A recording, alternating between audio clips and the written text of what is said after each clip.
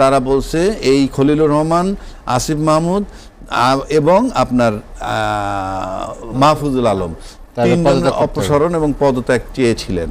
তাদের ভিতর থেকে একজন লোক আজকে বিদেশ মন্ত্রী। আপনার 15 বছরে একটা সমস্ত প্রতিষ্ঠানগুলো ধ্বংস হয়ে গেছে। তারপরে ইউনূস সরকার আসলো, উনি 1.5 বছর ছিলেন মনে করেন, চেষ্টা করছে রিপেয়ার করার, কিন্তু আজকে পর্যন্ত কোনো রিপেয়ার হয় নাই। কারণ রিপেয়ার যেটুকু হইতো গণভোটের মাধ্যমে, ওইটার ভিতরেই সব সংস্কারটা লুকায় আছে। এখন সেই গণভোট নিয়েই গড়িমসে চলতেছে। তাহলে আপনার আলটিমেটলি কী হবে আমরা ঠিক জানি না। এবং গণভোটের আলোকে যদি আমরা সংবিধানের সংস্কার করে আমরা যদি রাষ্ট্রটাকে গঠন করার চিন্তা না করি, তাহলে আলটিমেটলি আমরা সেই পিছের জায়গায় সেই জায়গায় চলে যাচ্ছি বলে আমার কাছে মনে হয়। কারণ যে যে উদ্যোগগুলো আমরা ভালো দেখতেছি, পাশাপাশি দেখেন খুব অল্প সময়ই সরকারের নিয়ে তো এখন কমেন্ট করা যায় না, টাইমটা তো খুব একদম নতুন।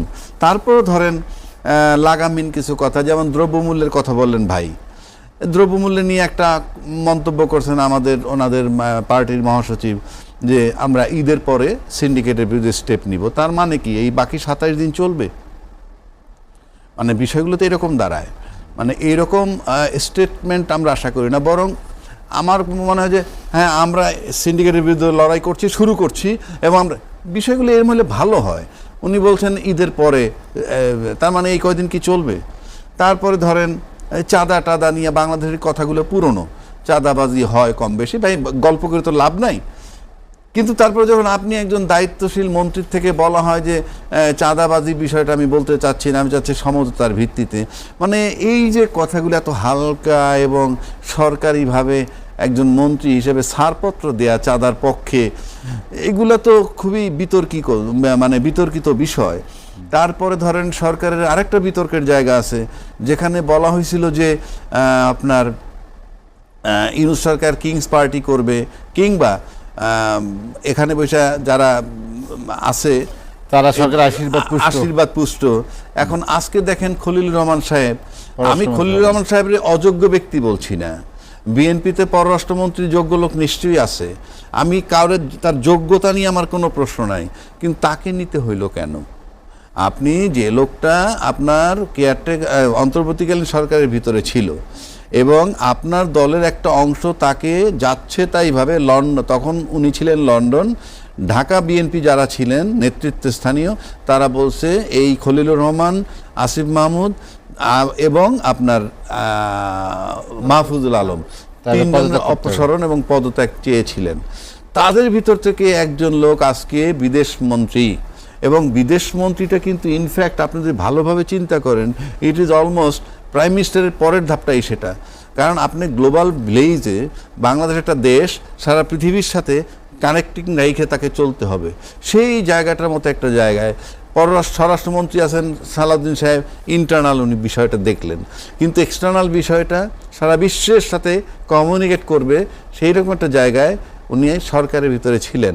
সেই সরকারের থেকে অন্তর্বর্তীকালীন সরকারের ভিতর থেকে এখানে আসছেন, তাহলে এগুলো তো অনেক প্রশ্নবিদ্ধ হয়ে যায় যে বিষয়টা কেমন। আমি কিন্তু যোগ্যতা নিয়ে আমার কাছে প্রশ্ন নাই, কিন্তু যে কথাগুলো আপনারা রেস করছিলেন, আজকে যদি মনে করেন ভাগ্যচক্রে এনসিপি জিতে যাইত, আমি জামাতও বাদ দিলাম, এনসিপি জিতে ঘটনাচক্রে কল্পনা করি, এবং সেখানে যদি এই মন্ত্রিপরিষদের ভিতরে আসিফ মাহমুদ, মাহফুজ আলম কিংবা খলিলুর রহমান ঢুকতো, তাহলে কী হইতো? পরিষ্কার ইঞ্জিনিয়ারিং হয়েছে এবং রাস্তা আন্দোলন হয়ে যেত এবং নির্বাচন মাইনা করা হইতো।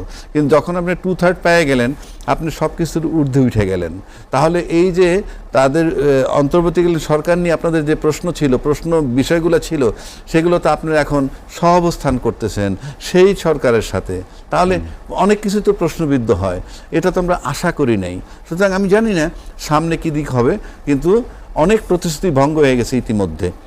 আপনি যদি গণভোটের প্রতি নজর দেন, কিংবা কিংস পার্টি হিসেবে অন্তর্বর্তীকালীন সরকারের একজন এখানে মন্ত্রী, এগুলো সবই কোশ্চেন মার্ক।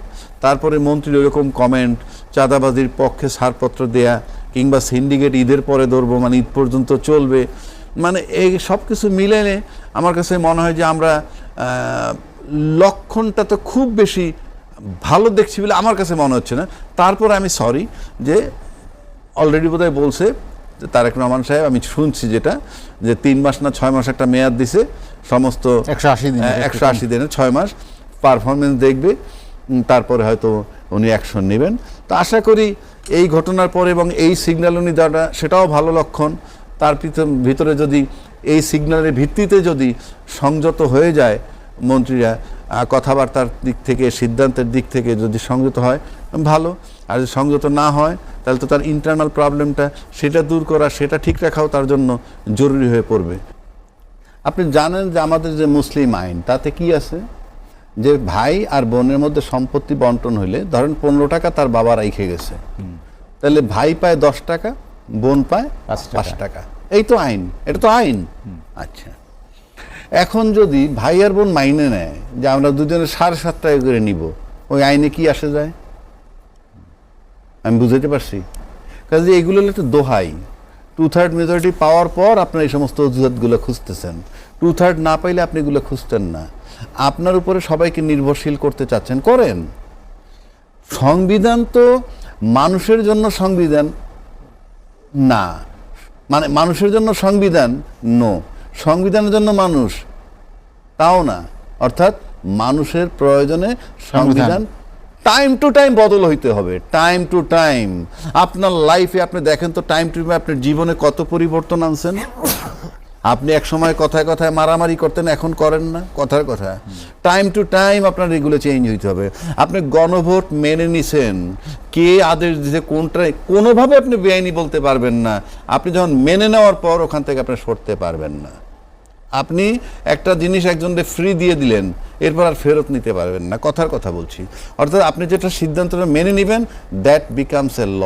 যে যত গল্প আইনই আছে, আমি এখন আইনের কথা বললে হয়তো সবাই ভাববে যে এখানে আইন বুঝাই দিই। আপনি আইনি আপনি একবার যদি মেনে নেন, সেখান থেকে আপনি সরতে পারবেন না সব জায়গায়।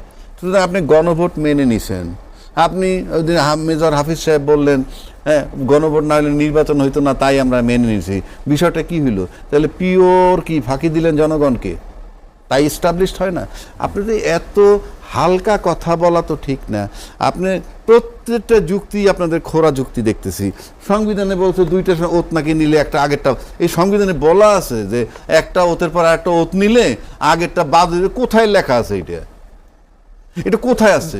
এখানে একটা ওত নিবে, সংসদ সদস্য হয়ে ওত নিবে, মন্ত্রী হয়ে ওত নিবে, এটা বলা আছে। কিন্তু আর একটা ওত নিলে এটা বাতিল হবে, কোথায় আছে এটা? একজন ব্যাখ্যা দিয়ে, এটা বিশেষজ্ঞরা বলে, বিএনপি বলে না। যিনি বলছেন তার কথা, তাকে তার টার্গেট করিতে আমি বলছি। থাকতে হবে তো এখানে। আপনি যে সংবিধান যদি মানেন, যার জন্য তাহলে পুরোটা সংবিধান মানেন। 2026 আপনার নির্বাচনী পাওয়ার কথা না, এই সংবিধান মোতাবেক আপনি নির্বাচন পাইছেন। তর্কের খাতিরে যদি বলি, বিএনপি যদি এই শপথটি না নেয় তাহলে কি হবে? শপথ যদি না নেন আপনি, তাইলে কি হবে? আপনি মনে করেন একজন রাজনীতিবিদরা, যেমন বিএনপির নিজস্ব একটা ইশতেহার আছে, বিএনপির নিজস্ব কতগুলো প্রোগ্রাম দিছে। এই প্রোগ্রাম তো বিএনপির একার না, পাশ করার পরে সবার হয়। বিএনপি যদি ফেল করতো তাহলে তো এইটা সবার জন্য বাস্তবায়ন করতো না সে। এখন পাশ করার পর এটা কিন্তু শুধু বিএনপির যারা সম্পৃক্ত তা না, এটা সবার জন্য। এই ফ্যামিলি কার্ড করবেন সবার জন্য, আপনি খাল খনন করবেন সেটার উপকার অপকার যাই হোক সবার জন্য, আপনি গাছ লাগাবেন সেটার উপকার অপকার সবার জন্য। তার মানে হচ্ছে আপনি যখন প্রধানমন্ত্রী হয়ে গেলেন, দলটা ক্ষমতায় চলে গেল, তখন আপনাদের সমস্ত কর্মকাণ্ড সবার জন্যে।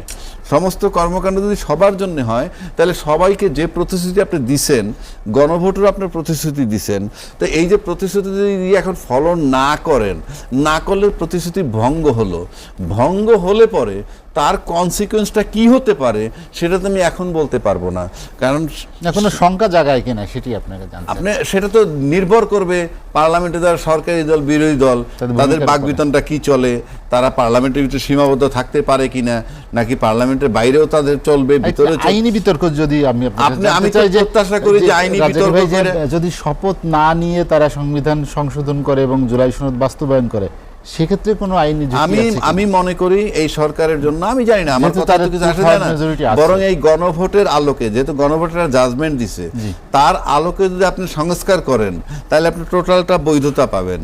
নাইলে এই সরকার কিন্তু আপনি আইনিভাবে বৈধতাই পাচ্ছেন না। আপনি বলেন না কোন সরকারও তার নির্বাচন দিল, সে সংবিধানে নাই। সংবিধানে যে মেয়াদে নির্বাচন করার কথা তা করলেন না, করলেন ফেব্রুয়ারি 2026-এ, এইটা সংবিধানে নাই। তা আপনি তো সংবিধানের বাইরে আছেন কন্টিনিউয়াস। আপনি এখন ভিতরে ঢুকতে হইলে বেস্ট প্রক্রিয়াটা হইলো গণভোটটাকে যদি আপনি সম্মতি দিয়ে এইটার আলোকে আপনি সংস্কার করেন সবার। এখন শেষ কথা, একটা মিনিট, এই গণভোট নিয়ে এত গড়িমসি কেন? আপনাকে বিষয়টা চিন্তা করতে হবে যে এই গণভোটে যা আছে সব যদি বাস্তবায়ন করি আমরা, রাষ্ট্রের কোনো ক্ষতি হবে না, জনগণের কোনো ক্ষতি হবে না, বহির্বিশ্বের সাথে আমার সম্পর্কের ক্ষতি হবে না। ক্ষতি কার হবে? ক্ষতি হবে শুধু রাজনৈতিক দলের, তাদের ক্ষমতার থেকে, তাদের ক্ষমতার কক্ষিগত, সেখান থেকে কিছু ক্ষমতা কমে যাবে। এছাড়া এটার ভিতরে এমন কিছুই নাই যেটা এই দেশের সাধারণ জনগণের, রাষ্ট্রের, ইভেন বহির্বিশ্বে এটার কোনো প্রভাব পড়ে। এটা টোটালটাই আমাদের আভ্যন্তরীণ।